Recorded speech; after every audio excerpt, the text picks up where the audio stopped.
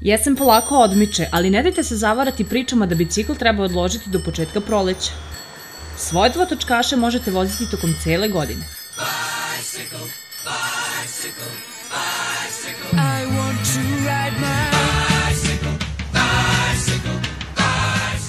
Ok, možda vam deluje kao sumanuta ideja kada pomislite na sneg i kišu, ali hajde prvo da čujemo ljude sa ovakvim iskustvom šta imaju da kažu o tome, a vi onda sami odlučite da li ćete i na koliko odložiti svoje biciklove.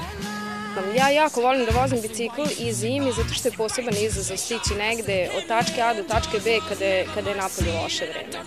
Prosto daje neki onako osjećaj moći i ne daje nam da se ulenjimo čak i tokom zime. Zimska vožnja zahteva i toplije oblačenje, ali da li to znači dodatni trošak za kupovinu posebne odeće koja je prilagođena ovakvim uslovima?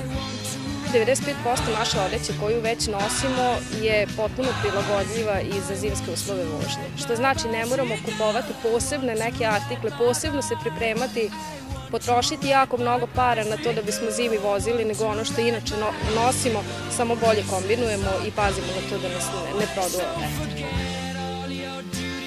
Potrebna je specifična priprema bicikla kako bi vas verno preneo od tačke A do tačke B.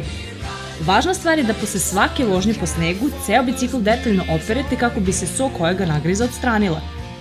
Tokom vožnje menjajte brzine kako se menjači ne bi smrzli, a obavezno se ozvučite i osvetlite jer se vozači u ovom periodu odviknu od prisustva biciklista u saobraćaju. Preporučuju se i šire gume tako da ih možete malo ispuvati, a lanac je neophodno redovno podmazivati. Ono što je jako dobar benefit što većina naših građana ima jesu mountain bike-ovi zimi. Znači kada imate gume koje nisu glatke, one su dobre za vožnju po snegu, možda čak i kad je malo negde se i led na auto neće biti toliko strašno, ali naravno bitno je prilagoditi stil vožnje. Država, odnosno putari su u zakonskoj obavezi da čiste sve saobraćajne površine, pa tako kako se zimi kolovozi čiste, trebale bi i biciklističke staze.